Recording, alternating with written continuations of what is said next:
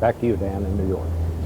Thank you very much, Bob. It's 4 p.m. on the U.S. East Coast, and you are watching CBS News coverage of America at War.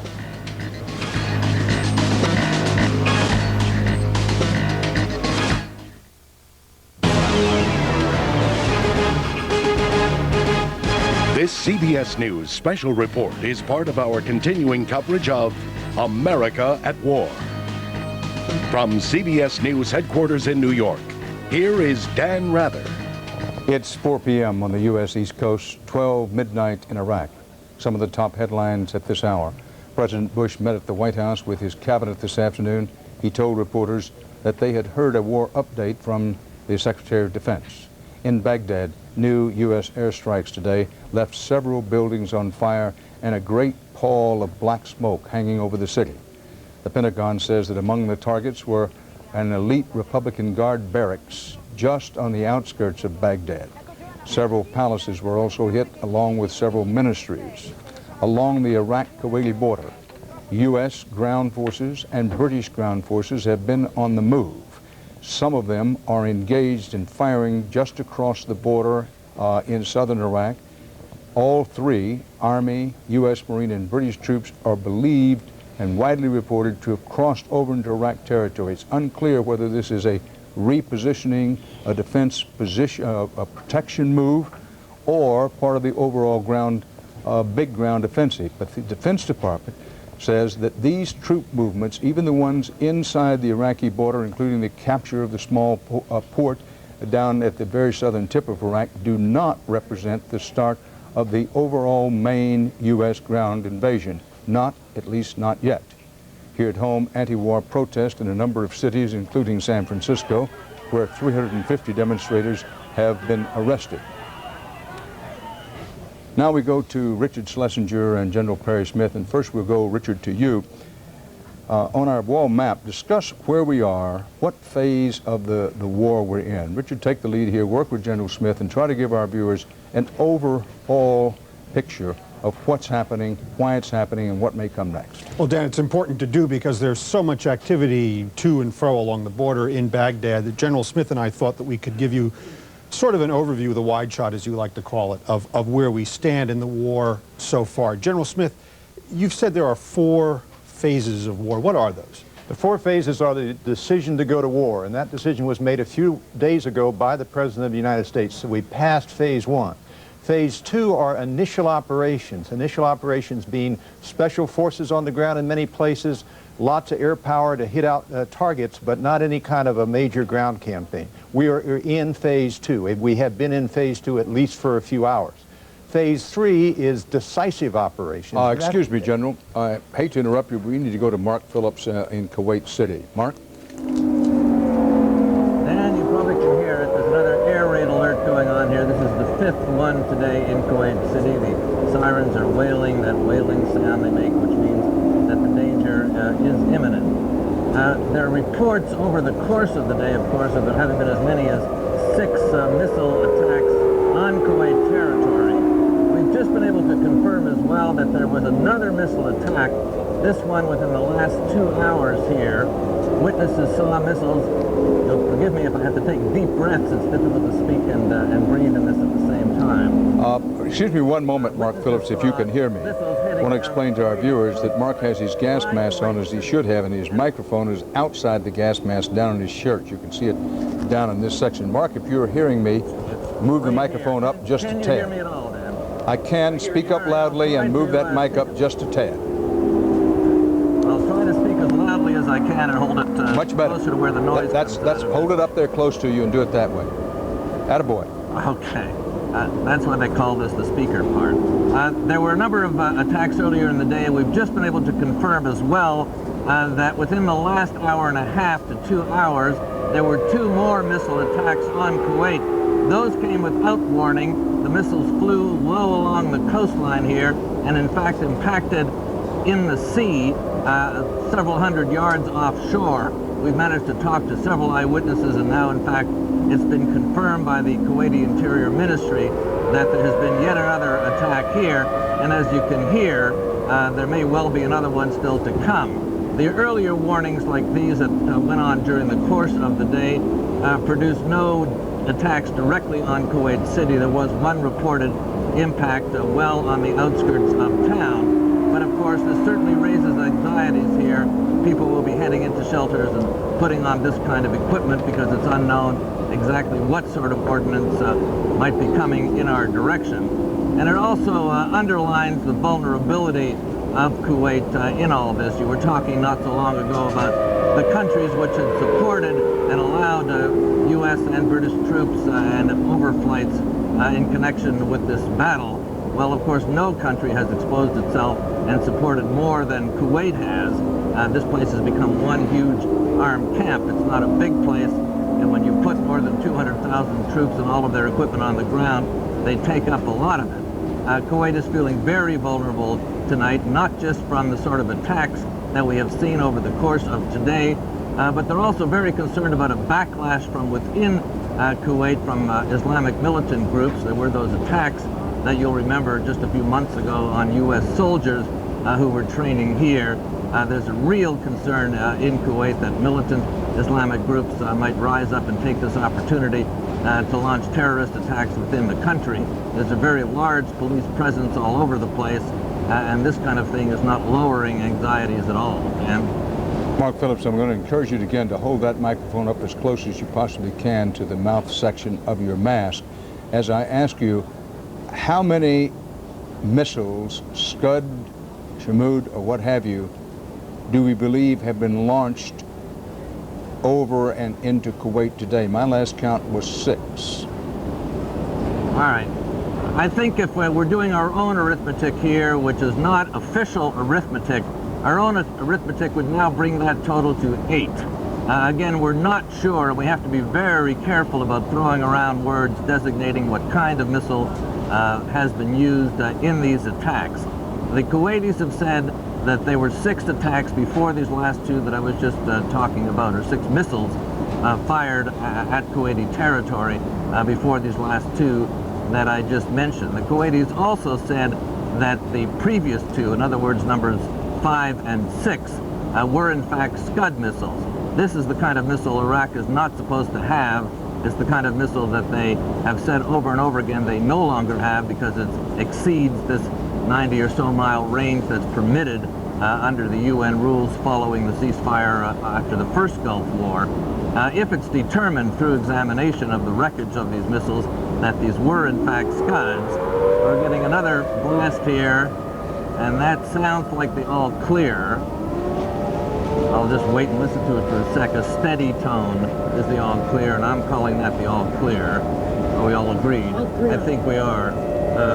So I can take this off and speak to you in a normal tone of voice, I guess, but getting back to the numbers of missiles and what they were, if in fact 2 of those missiles were Scuds, that'll lend a whole lot of weight to the American and the British argument that Saddam was in fact harboring weapons of mass destruction, or at least weapons that were prohibited. I wouldn't call the Scuds a weapon of mass destruction, but prohibited weapons systems on his territory, despite his many repeated claims that he wasn't doing so. Dan? Mark, so if it is true that 8 missiles, whether any of them were Scuds or not, and we do underscore for emphasis, we don't know that 2 of them were Scuds. It's reported that we don't know that, but there's a total of 8. At my last count, the Patriot defense missile batteries were credited with knocking down 2. A third one was to have dropped somewhere in the vicinity of the Marines but did no damage. Do we know what happened to the others? We know what happened to some of the others. These last 2 that I just mentioned were seen to explode offshore about 300 yards, we're told. Some of them are being described by American officials here as well as a mystery, where they're not quite sure where they went. And there was one report of an impact on the outskirts of Kuwait City. So we know where 2 landed. We think 1 or 2 were destroyed by anti-missile Patriot batteries. We know that these last 2 seem to have splashed into the sea, but that still leaves at least a couple unaccounted for. We haven't had any reports of any damage or any casualties that they might have called, so it's presumed that they fell harmlessly somewhere. Mark, Everybody knows this is not a movie. Nobody's making this up. Air raid sirens go off, and the instructions are when those sirens go off to put on at least your gas mask, because the fear, and it's a real and abiding fear, is that one of those missiles just might get through, and one of them might contain chemical and or biological agents, correct? Well, that's the fear, and that's why we have these things. I will say that all of the missiles that have impacted and exploded here today, of all of them, we've been told that they did not carry chemical or biological warheads, but carried conventional warheads, at least the ones that the military, the American and the British, have managed to examine. Still, this is a great disruption that has been caused in terms, well, I think that's the end of the all clear. It has caused great disruption simply because of what you've seen we have to do, and of course, more importantly, what the soldiers in the field have to do. And it's really difficult to get on with the preparations of what's being done here when you have to stop every few minutes, or this, as I say, was number 5, I believe, of the air raid alerts that we've had in Kuwait City, and there have been numerous such alerts right throughout the Kuwaiti desert amongst the troops that are stationed and moving around, and even moving forward up to what we presume are departure lines for the assault when it comes. This kind of harassment on the part of the Iraqis is bound to be causing some problems, but luckily has not, at this stage at least, caused any casualties. Mark Phillips reporting from a very nervous and just with an air raid alert over Kuwait City. I want to take you live now, show you a picture at one of the many U.S. used air facilities along the Iraq-Kuwait border. We're not going to tell you exactly where it is for security reasons, but this is the picture, and CBS News correspondent Byron Pitts is there. I'm not sure we can bring him up. Can't bring him up live. We just want to show you Pitts is in the area. You may have noticed that not only do we have a large contingent of CBS News combat correspondents with various U.S. troop units, but we also have the capacity, and frankly we're somewhat surprised, we'll acknowledge to you how well some of the new technology has worked for us with video phones and other capabilities.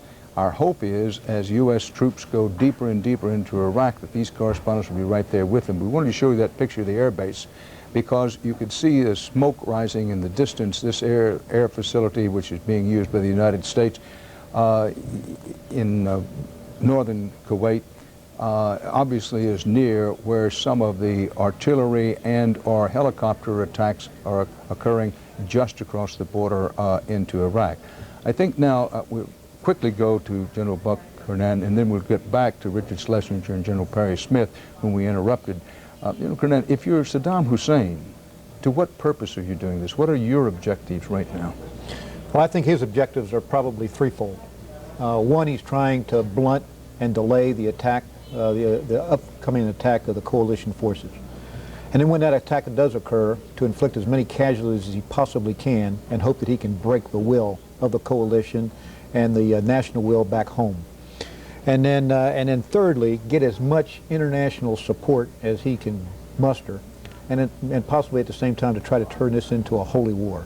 So he's in the process right now of trying to survive as a leader. The regime survival is the thing that's most important to him right now. And anything he can do to delay our advances, to inflict casualties, because he's seen in the past, or believes anyway he's seen in the past, the erosion of our national will when we've incurred casualties. So I think those are the things he's going to do. And he'll continue to try to bolster as much international support for his cause as he possibly can.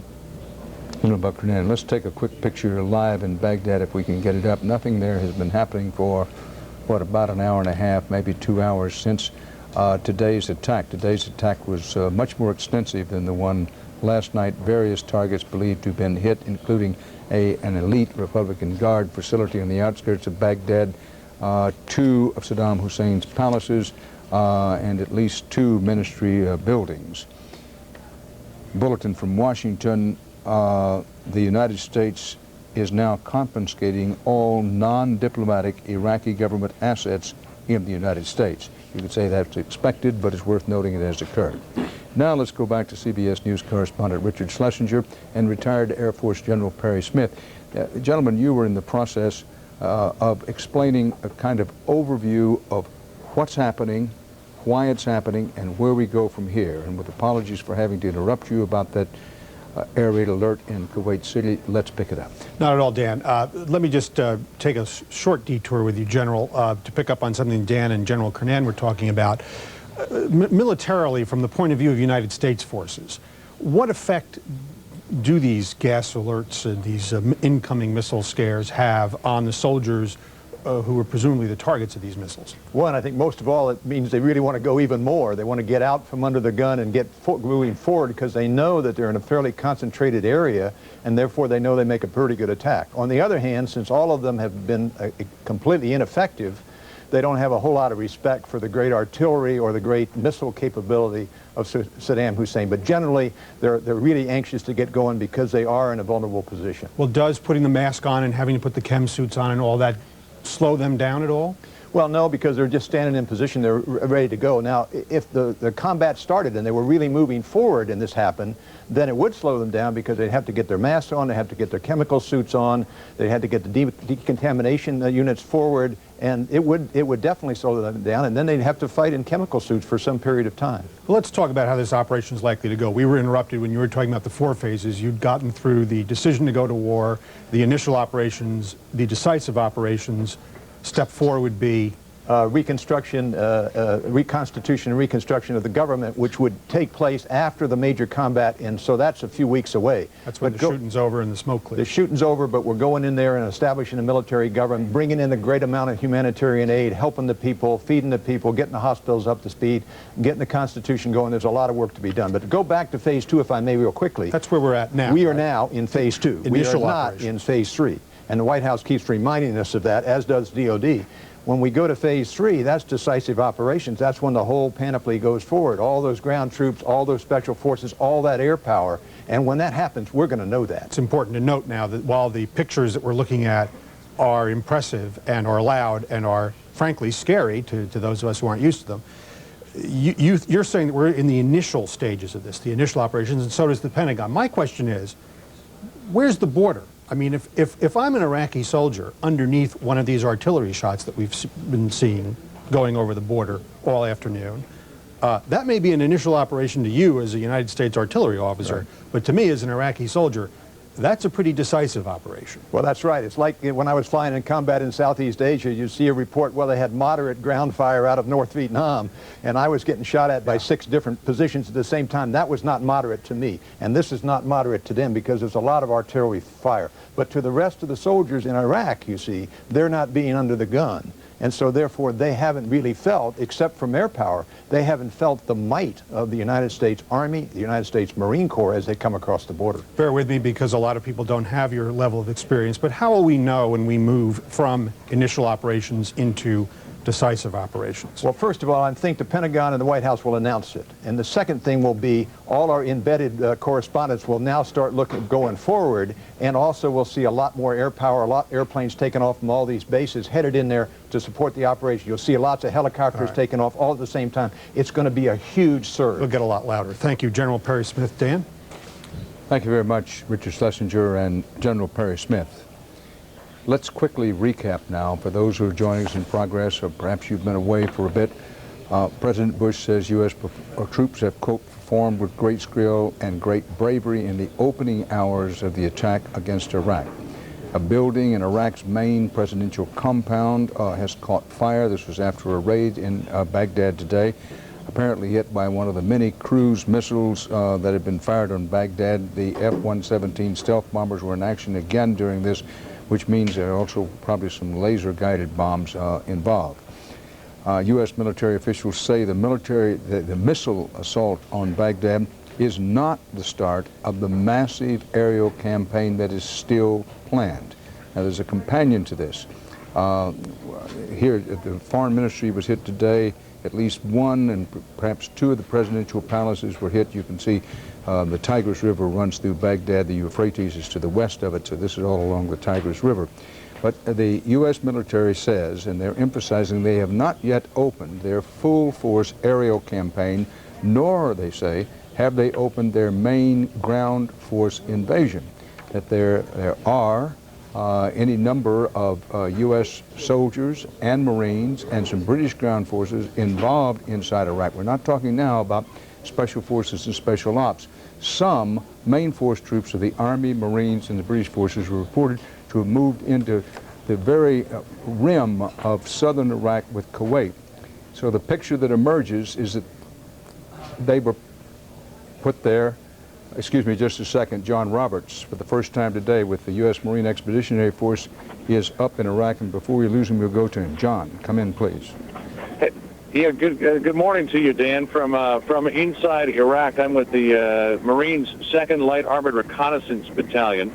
It's part of the 1st Marine Division, which comprises tens of thousands of fighting men and vehicles. We have just crossed the border into southern Iraq. We are the lead element of what will be a major push into Iraq from the southern end.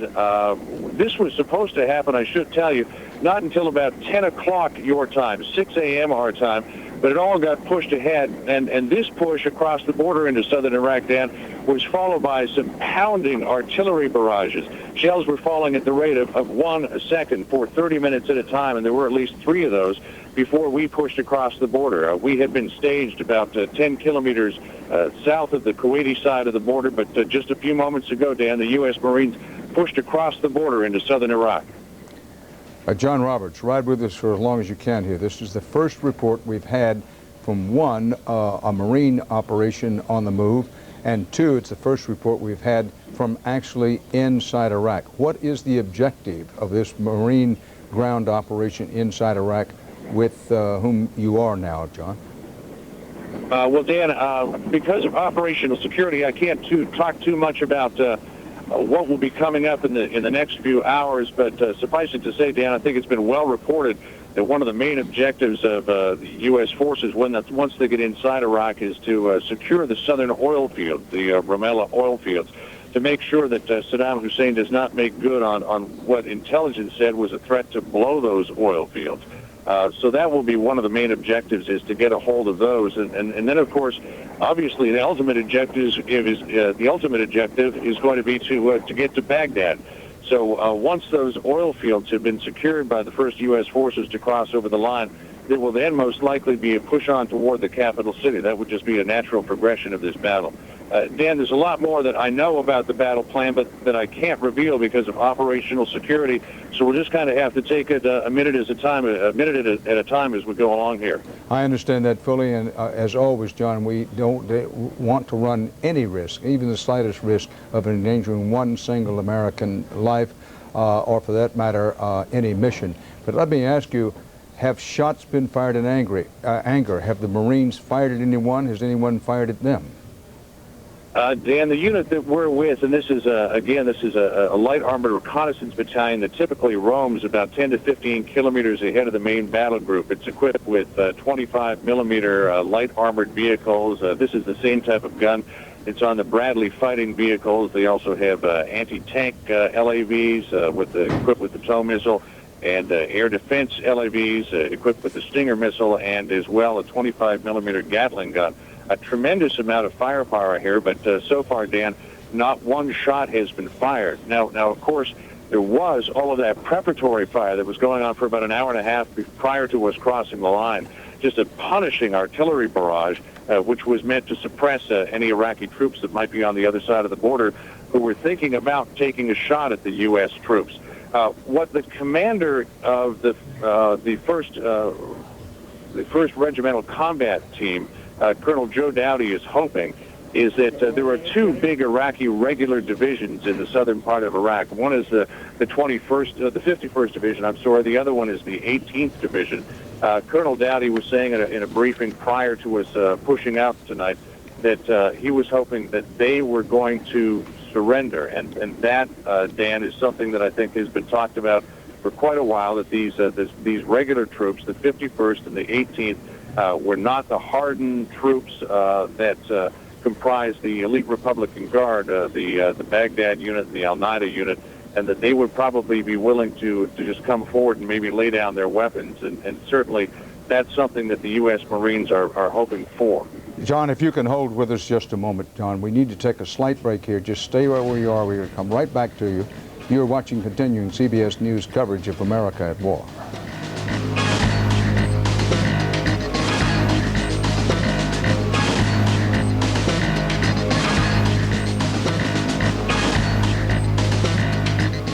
Dan Rather back at CBS News World Headquarters in New York, and we are speaking live with CBS News correspondent, actually White House correspondent, now on special assignment as a combat correspondent with the U.S. Marines. He is speaking from inside Iraq with elements of the 1st Marine Division, U.S. Marine Expeditionary Force. John, I'd ask you if the Marines had shot at anyone or if anyone had shot at them thus far, and I want to make sure the answer is, so far with the group you're with, the answer is no. Dan, the answer is no so far with the group that I'm with, and this group is sort of the tip of the spear.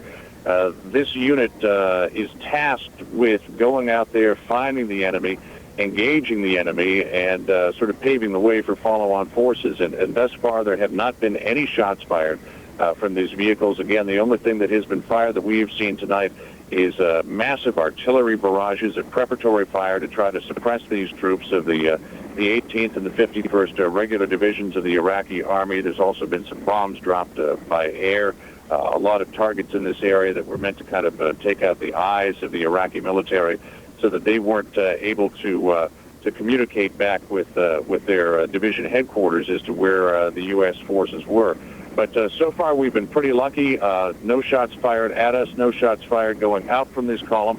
We're just really making our way through the desert. And I should tell you, Dan, that it's extremely difficult going here. The night is suddenly turned inky black from the dust that's been kicked up from those massive artillery barrages. We're operating. Kirk Spitzer, our driver, is operating with night vision goggles, and sometimes because of the dust, you completely lose the vehicle in front of you, and I mean, you could get lost out in the desert here quite easily, and it's a very difficult time trying to make it through the desert, even though the terrain is pretty flat, Dan. John, I do want to note that apparently in a different area, there was a report earlier in the day, this is 4 or 5 hours ago, that a Marine squad, or at least some small Marine unit, had engaged some Iraqis, and there had been at least a brief firefight. Whether it was one-sided or not was unclear. And I just want to note to our viewers, that's in a different area. John Roberts is with, as it has been said, the point of the spear with the 1st Marine Division. He's now reporting from inside Iraq. And as the Marines have been fond of saying, I'm not sure they're fond of saying it, but they have been saying in recent weeks that the job of the Marine Corps here is to knock down the door, so the Army then walks through the door. That's a Marine viewpoint on what their mission is. The Army, I don't have to remind you, I think, has a somewhat different view of how that's supposed to go. But John Roberts, back to you. I recognize that for security reasons there are a number of things that you cannot talk about. But by any reasonable analysis, you said the Marines are having difficulty moving because there's a lot of dust kicked up by artillery. Are you being walked in effect, by long-range helicopter suppressing fire and artillery fire? No, Dan, we're not being walked in at all. There was just that preparatory fire. And I should say, Dan, that the drivers of the light armored vehicles don't seem to be having any problem making their way through the desert. It's just some of the follow-on vehicles are having a bit of trouble with the dust. Just a moment ago, heard quite a loud explosion. Another one there just now off to our left.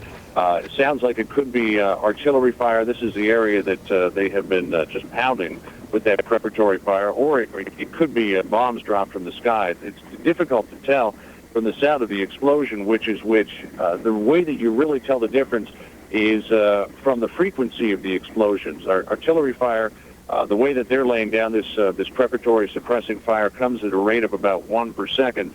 Bombs tend to fall at the rate of 1 every 10 seconds, or maybe even a couple of minutes, depending on the load that they're dropping down. But it certainly is an interesting experience to be out here in the midst of an armored column as it makes the first press of U.S. forces into Iraq. John, any sign of anyone trying to give her up on the Iraqi side?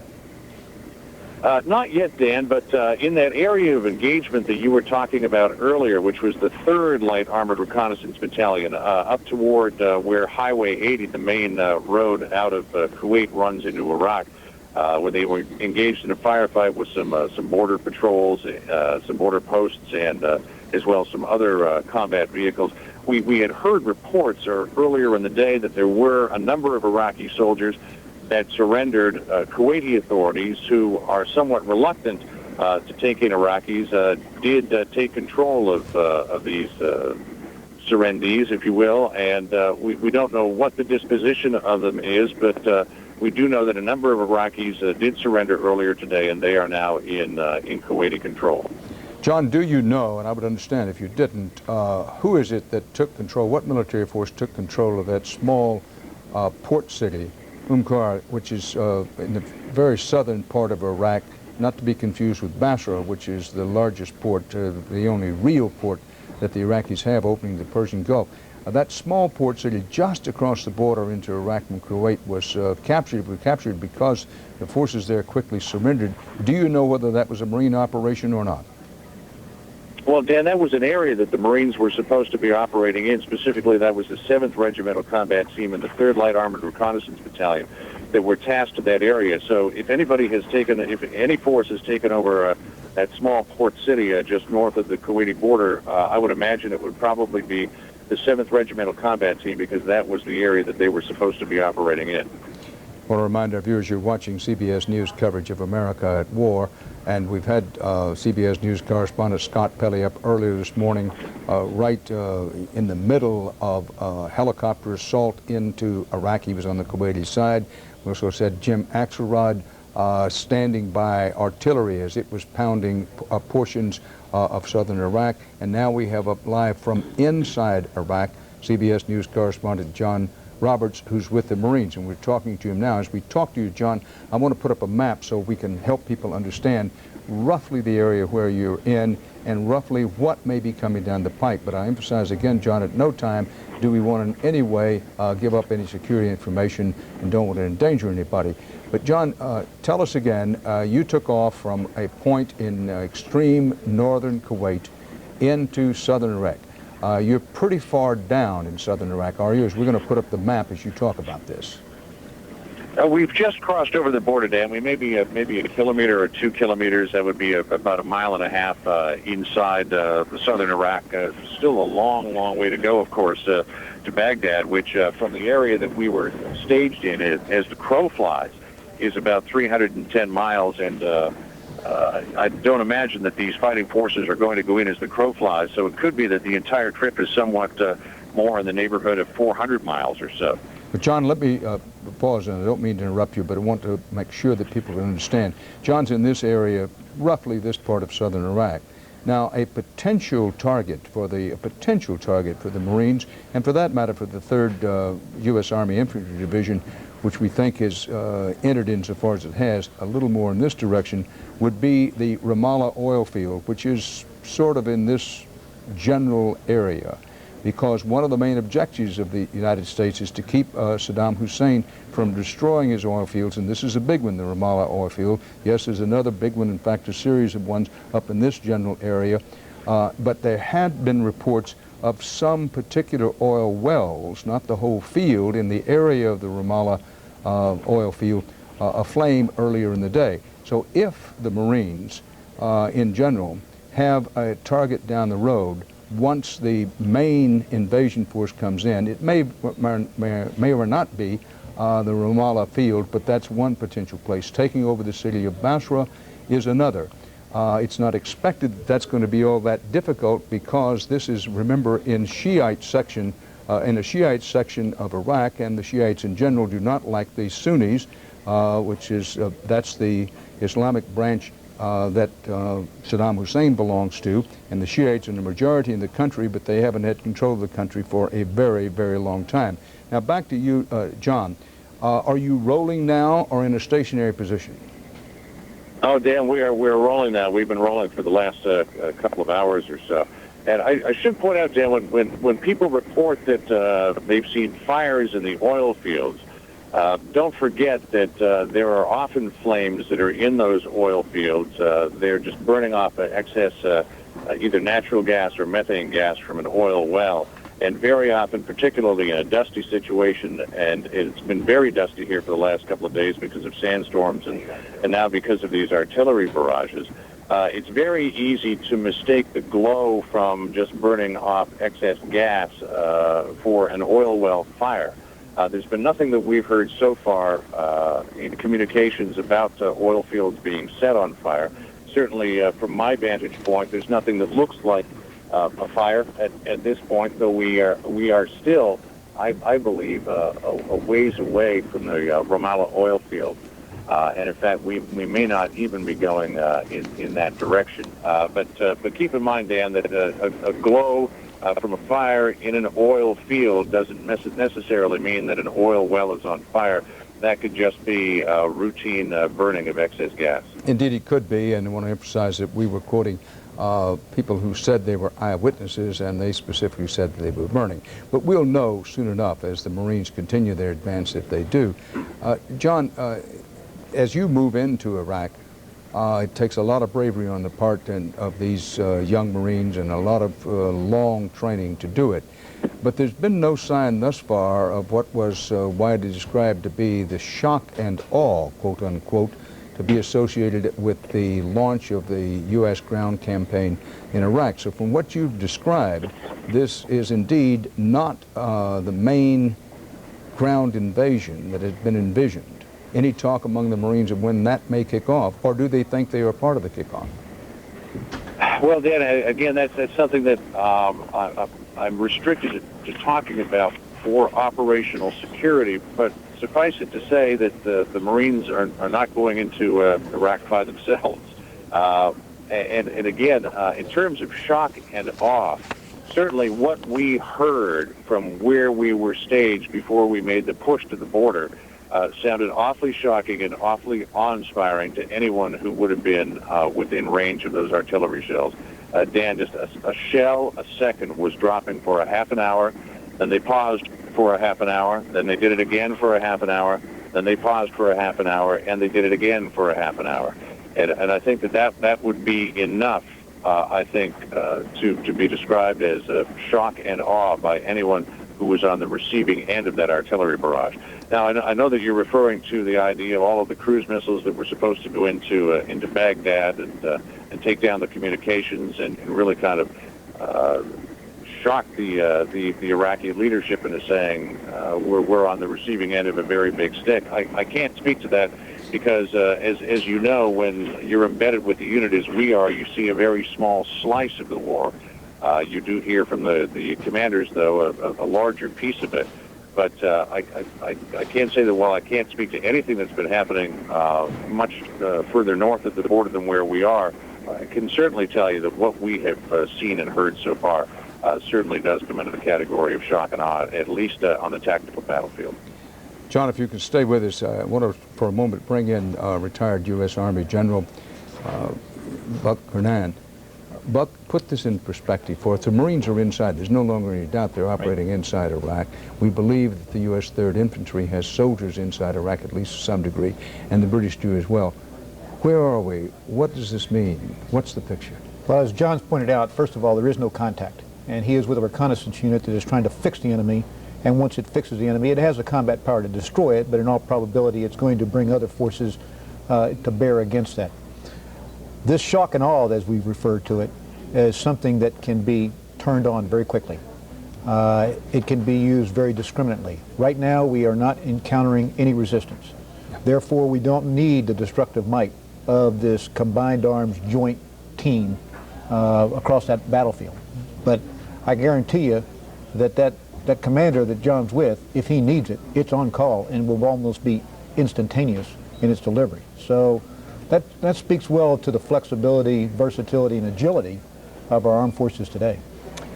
General, why am I getting the feeling that the big main aerial campaign kicked off simultaneously or perhaps slightly after that by what everybody hopes is the overwhelming ground campaign may not happen until tomorrow or later tonight?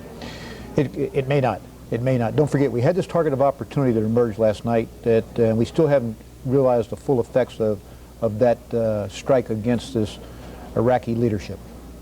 So the conditions have changed, and General Franks is adjusting to those conditions. We may find that we can unravel this thing very, very quickly without having a lot of destruction in Iraq, and that would be ideal. That would be great, because it's all about changing regime, getting control of those weapons of mass destruction, and freeing the Iraqi people. And if we can do that without mass destruction, wonderful. John Roberts, if you're still with us, and viewers, I hope you'll cut us a little slack here, that the equipment is good when it works, but under desert conditions it doesn't always work. John, are you still there? I am, Dan. I'm still here with you. John, has there been close air support, helicopter Cobra support, or fixed-wing support as this Marine unit that you're with has moved into Iraq? Not in the area that we're operating in, Dan, and I think it, again, as the General spoke to, the fact that we're meeting no resistance. But if there were to be any kind of resistance, the column that we're in would break off into a line. The forward air controller would get on the radio back with the aviation unit, the Marines aviation unit, and he would call in Cobra airstrikes and F-18 strikes, and they would be here in a matter of seconds or minutes, if not seconds. They could call in close air support very, very quickly. But again, because there has been no resistance thus far, there has been no reason to call it in. One thing we did hear, though, was that there may be some Iraqi units moving into our area and trying to escape a push from the 3rd Infantry Division. But so far, we haven't encountered any of those people, any of those units. We're hopeful that we won't. These fighting forces don't want to have to engage the enemy. They would rather just take control of them when enemy prisoners of war give themselves up. But they're certainly prepared to call in whatever firepower they need should they encounter any enemy forces. John Roberts reporting live from inside Iraq with a U.S. Marine force, a reconnaissance force, which has been described as the tip of the spear, now piercing into Iraq. At the same time, similar elements, we think there's similar elements. We know some elements of the U.S. Army's 3rd Infantry Division are also operating inside Iraq, as are some British ground forces. These are not to be confused with special operations and special forces who've been in Iraq for some days, if not indeed weeks and months, doing sabotage, picking out targets, trying to arrange for surrender of some forces and that kind of work. This is something different. Now, Washington keeps emphasizing that the main aerial bombardment campaign, the shock and awe campaign from the air, has not yet started, although there was a second attack on Baghdad today, which was bigger than the attack last night. Still, Washington says this is not the big one. Nor, says Washington, is what you're seeing on the ground, what you're hearing on the ground with units such as John Roberts reporting live from before, that's not the main ground invasion getting started yet. When those two are to start, the big overpowering aerial campaign and what is hoped to be a big overpowering ground force, which will race in a matter of days to at least the outskirts of Baghdad, that's the hope. That has not been launched either. We go now to Mark Strassman, CBS News correspondent with the 101st Airborne in northern Kuwait. Mark, is there any sign that they're about to move? No sign they're about to move, Dan. The update here is that the all clear has just sounded on yet another Scud alert here. It is now 12:40 in the morning in the Kuwaiti desert. It was just after midnight when the 5th Scud alert of the last 15 hours went off here at Camp Pennsylvania, which is the home of the 1st Brigade of the 101st Airborne Division. And for roughly 20 minutes or so, you had soldiers jammed, 20 or 30 perhaps, jammed underneath the concrete bunkers that dot this camp. They were wearing their gas masks, which is mandatory during these alerts, simply because they don't know what is coming in, essentially, on potential Iraqi missiles.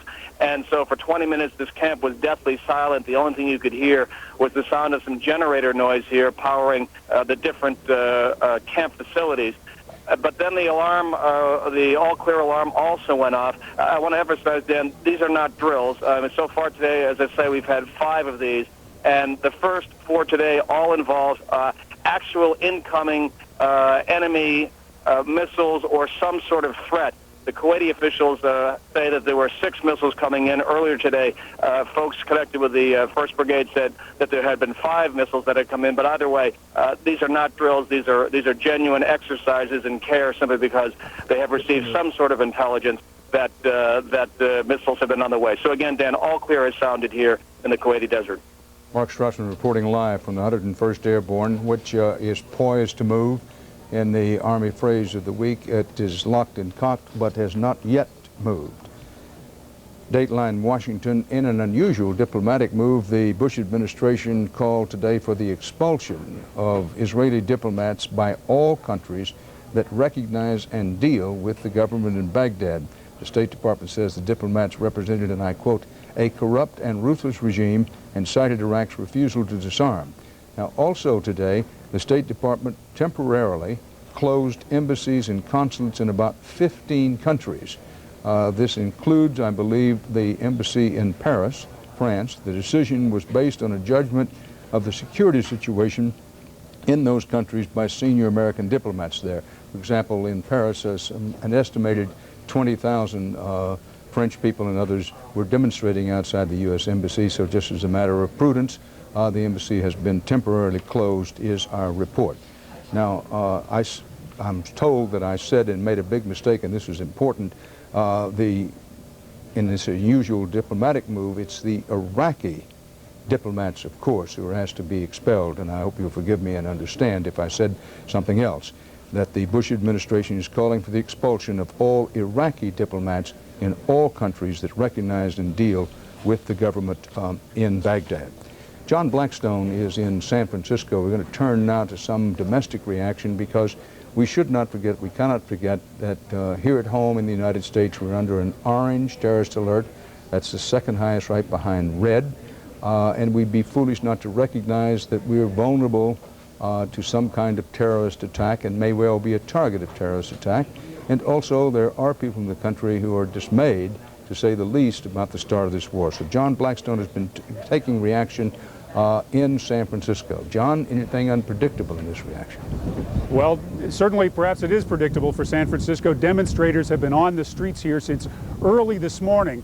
The protesters pledged that when the war began, business as usual would not go ahead here, and to a certain extent it has not been business as usual here today.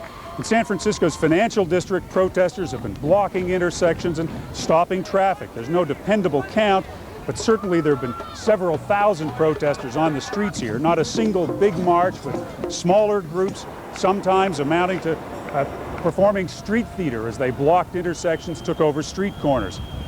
Marchers have moved through the heart of the city following no particular route, playing a sort of cat and mouse game with the police. That's brought gridlock in some parts of the city, left streets empty in other parts. Riot police have made at least 350 arrests. There have been no reports of major violence or certainly serious injuries, though, today.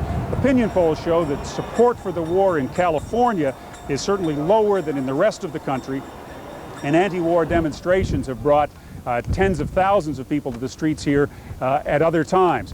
Now, in the heart of the city now in San Francisco, the number of protesters is actually growing as we get into the afternoon here, late afternoon. It looks like this could be a very difficult commute home for a lot of people today. Dan? John, let me ask you something. That San Francisco has recently often in the past been compared to the Greenwich Village area of New York City. That is, as a place where anti-war feeling and other allied movements and feelings, it sometimes is said to be similar. And I'm struck with the fact in San Francisco, you said, well, it may be predictable for San Francisco, but, and you showed us the feelings of some people there. In Greenwich Village in New York, which, as you know, was right on the edge of where the Twin Towers were hit, where 3,000 people were killed, it's just the opposite today. In traveling and walking in that neighborhood, people, I wouldn't say unanimously, but an awful lot of people say, let's get on with it.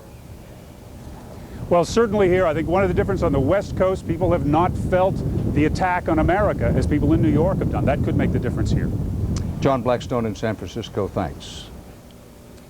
Now we want to review for you some of what's been happening during the day. This day started with reports of activity along the Kuwait-Iraqi border. And then it was followed by a new air alert in Baghdad. This was the site, these were the sounds of Baghdad under attack again today.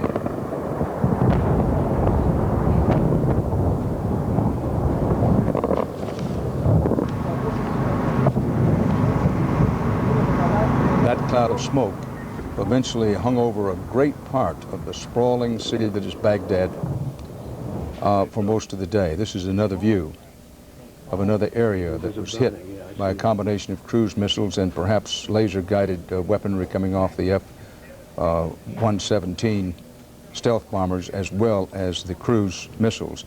A building in Iraq's main presidential compound caught fire.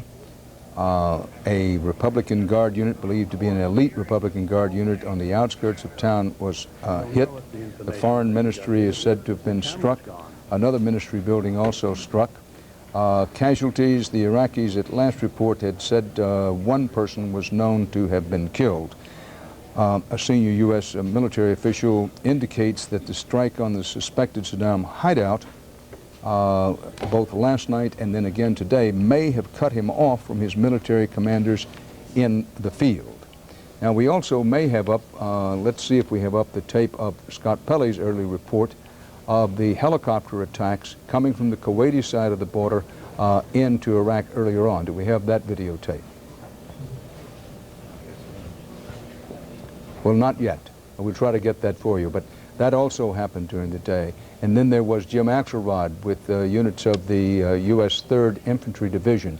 There was artillery fire, rather heavy artillery fire, which may have been a prelude to whatever units from the 3rd Infantry Division that went across the border into Iraq. So as we speak, we've had the attacks on Baghdad for a second day. Not the kind of tremendous attack that we had in the 1991 opening of the air war, but a second day of attacks in Baghdad. We also had this kind of action. We now, I think, have the tape up of Scott Pelley's. This is on the Iraqi-Kuwaiti border. This is the area in which Pelley was earlier, is it not? Yes.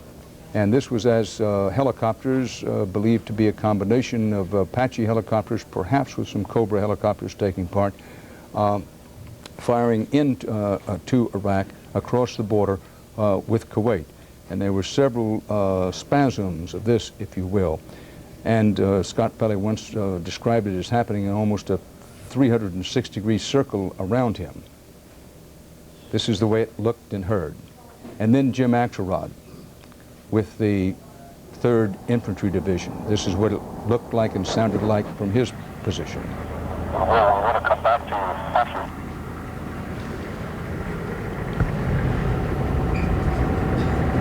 And this went on for several periods. It would be fire, and this kind of light lighting up the night sky, and then a pause, and then more of it. All of this, as we look back on it, preliminary to the moving into southern Iraq of at least some U.S. ground forces. Now, once again, the danger here is that one would get the impression that this is going on all over Iraq. That is not true. By no means was all of Baghdad struck today, and by no means is all of the border of Kuwait with Iraq subjected to artillery and helicopter fire, nor are immense ground forces active there. We're showing you what's at the end of the television camera lens. This is not happening everywhere, but it is happening, was happening in those particular areas. Now, the Iraqis are known to have fired back at least a bit in a couple of areas, and there was a report that a Marine unit opened fire on some Iraqis. Casualties unconfirmed, but they're believed to have been some Iraqi casualties, none reported among the Marines. CBS News consultant Stephen Black, when you were a UN arms inspector, lots of incoming missile alerts of the sort that happened today in Kuwait.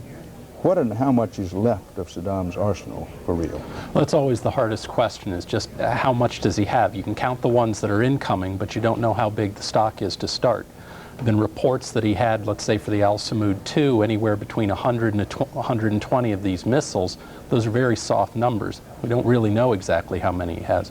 The other big question is how many launchers does he have? Because you can, a truck full of missiles is only good if you have a vehicle to launch them from. You're watching CBS News continuing coverage of America at war. We'll be right back with you.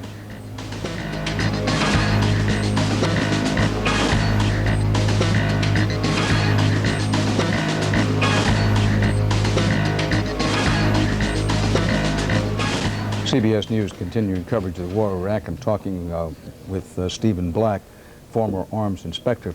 Stephen, we know in the 1991 war that Saddam Hussein was, in a way, a kind of desert fox, in that he had these mobile Scud missile launchers out in the western desert. That's what he fired on Israel. Tell us about any mobile Scud launchers that he might still have. Well, just like we don't know how many Scud missiles or Al-Hussein, the modified Scuds, he may still have. The estimate is 7 to about a dozen. We also don't know how many launchers he might have.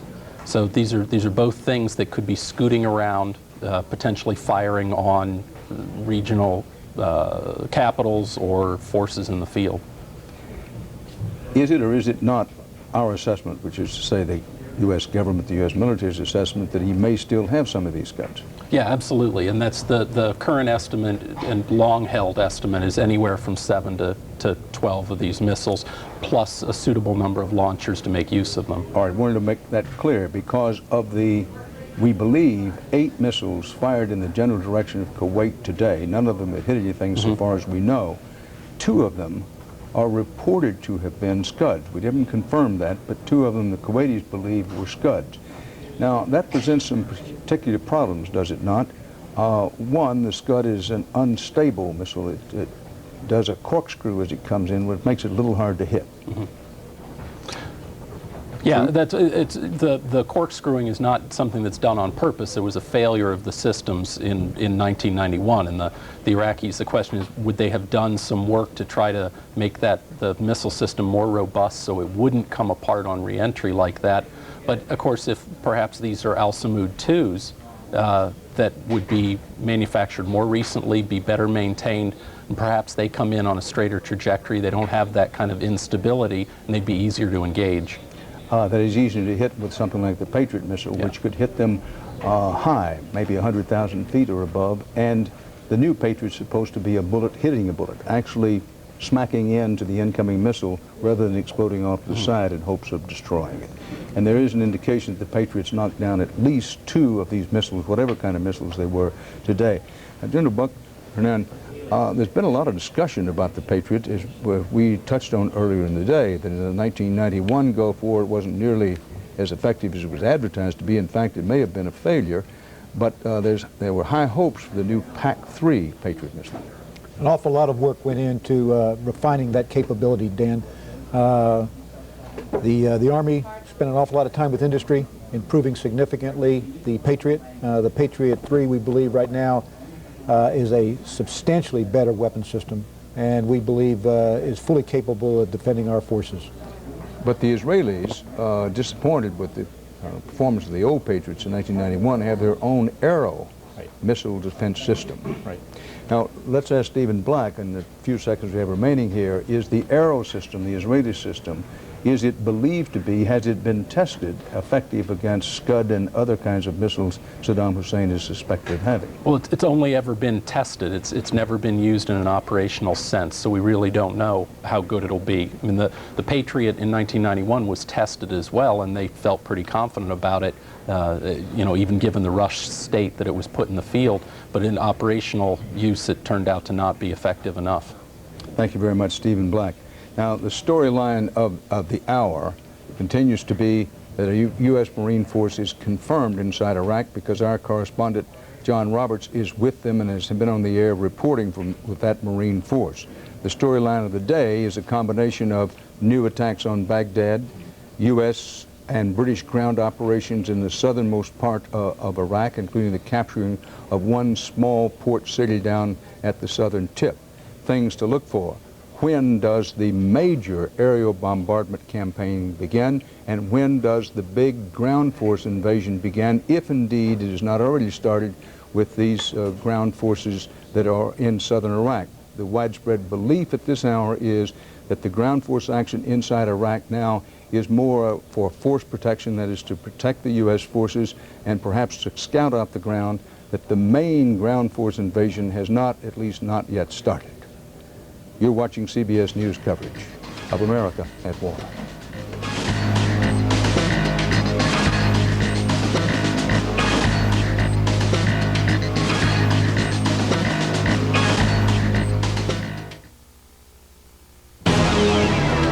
This CBS News special report is part of our continuing coverage of America at War. From CBS News headquarters in New York, here is Dan Rather. 5 p.m. in the east, the United States, 1 a.m. Friday in a newly hit Baghdad. Among the top headlines at this hour, U.S. forces launched a second round of airstrikes on Baghdad, setting several buildings on fire, sending a huge plume of black smoke over a lot of the city. The Pentagon says Republican Guard barracks on the outskirts of Baghdad were among the targets. Iraqi radio says Saddam Hussein's family home was hit, but with no casualties. No confirmation of that. In the skies over the Persian Gulf state of Qatar, American F-15s and F-16s could be seen roaring through the night on their classified missions. Where they were going to hit what, we do not know. To the south, CBS News correspondent John Roberts with the 1st Marine Division reports it has crossed the border from Kuwait into Iraq. By south, I mean, of course, south, well south of Baghdad. The Pentagon cautions that this